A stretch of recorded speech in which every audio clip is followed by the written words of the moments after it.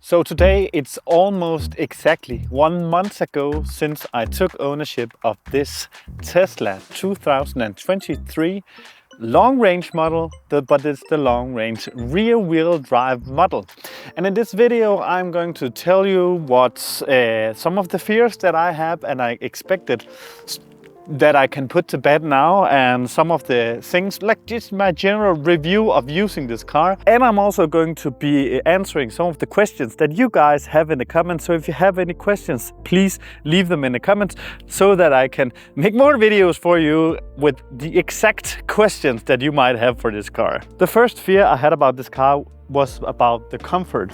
When I tried this car, I noticed that it had very hard sports-like seats, and I know there are some people who like that, but I don't, because I don't have a very good back. I've been working a lot in an office environment, but I noticed now from sitting here and owning this car for a longer period of time, you actually sit very well in this car.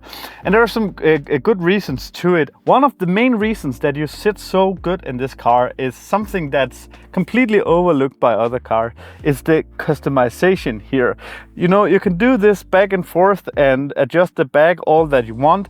You can do that in so many cars, but this car has profiles. It's a profile attached to my phone and a profile attached to my wife's phone. So when I get in and I unlock the car with my phone, it recognizes that it is me that's driving the car. And when I hit the brake, actually I have to put my seatbelt on, or otherwise it's going to make a lot of noise. But when I hit the brake like this, it's going to automatically adjust to my seating preferences. And when I hit the park button, it automatically adjusts back, so it's easier to get in and out of the car. And every time my wife uses it, it gets to her profile instead. I can just right now tap to my wife's, and you can see me and my wife have different seating preferences. And you know, when you get into a car like this and it sits like this, it's not good for you. So instead I can like put it back to my seating preferences, and it remembers all this in the profile, and it's so overlooked. I didn't even know that when I bought the car, but now I know, and it's one of the things I love the most about this car. And there's another reason that many pick this car over even SUVs.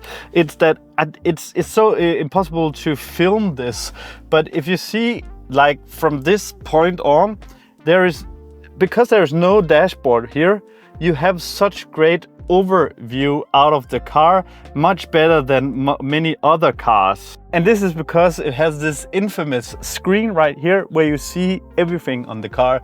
Some are afraid that this will be tough to get used to, but it actually takes only a few days, and then you get used to the fact of seeing the speedometer and everything on this monitor. Because that you have this low front, you have such good overview of everything that's happening on the road, and it's much better. I've driven some few SUVs, but I'm no car reviewer here, so I don't really I haven't tried that many cars, but it's the most overview that I've had in any car at all. And I talked about this at an earlier point in one of my other videos, is that the fact that this car is white and it's tough to keep clean, and that fear is right for you to have. This front right here just keeps getting filled up with bugs, and even the car wash cannot remove this bugs from the front. You have to do this by hand. So please, if you can pick any other color, pick another color than white. I only had to could pick between black and white, and because this has the black trim, the new version has the black trim and not the silver trim or the chrome trim, I picked the white one because I didn't want it black on black. If it had the chrome trim, I would pick the black version instead. I like IRL how this looks. IRL, the white version. I don't like how it looks in pictures and on video, so maybe you don't like it. I like the color up close. It's like has this more than white. It's look like it's rich. It's like it's glimmering. I don't know how to explain it, but it's called pearl white, and I understand it when I look at it in real life, and it doesn't come across to you in the video, so I don't know how to explain it otherwise than take a look at one of these cars in real life. Another thing that I was really worried about is the kids getting sick. See, my kids tend to get very car sick, especially in my old car, and I'm worried about the acceleration in this car could make them even more sicker in this car. But actually, because this accelerates so smoothly, because it has no gears, my kids haven't been sick since we got this car instead of the old car. And I wouldn't have guessed it by getting it, because we were so afraid when we drove home in this car the first time that kids will puke all over the place. But because the smoothness of the ride, the kids just have a much better time riding this car than the old car. And maybe you can see it here on video. There's so much leg room in this car compared to any other cars that I've ever seen, because this has been designed as an electric car from the start. And as you can see here at the bottom of the floor here, there is no this middle thing in most cars. It's gone, and the floors are lower than usual, so there's so much leg room behind here in this car. But one gripe I have, like attaching these seats, the ISOFIX seats, is hell of a pain. It took so long time, and I used my entire swearing vocabulary in getting these seats attached. I was also afraid that there wasn't enough room in the back of our car to fit everything that we wanted it. But we don't longer use like strollers and prams and so on for our kids, so there's so much room. I'm trying to see if I can show this to you the best way, because it's hard to see this on video. But this goes very long in here, and there is this secret compartment right here, which is actually quite deep. I don't know what the best way to show this to you, but this compartment right here is actually, so yeah, I'm a big guy, like I'm a 100 kilo big guy, and I can fit in the back of this car because there's this secret compartment down here.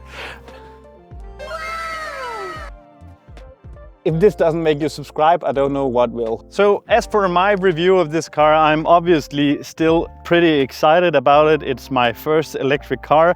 It's so nice to drive. It's so smooth.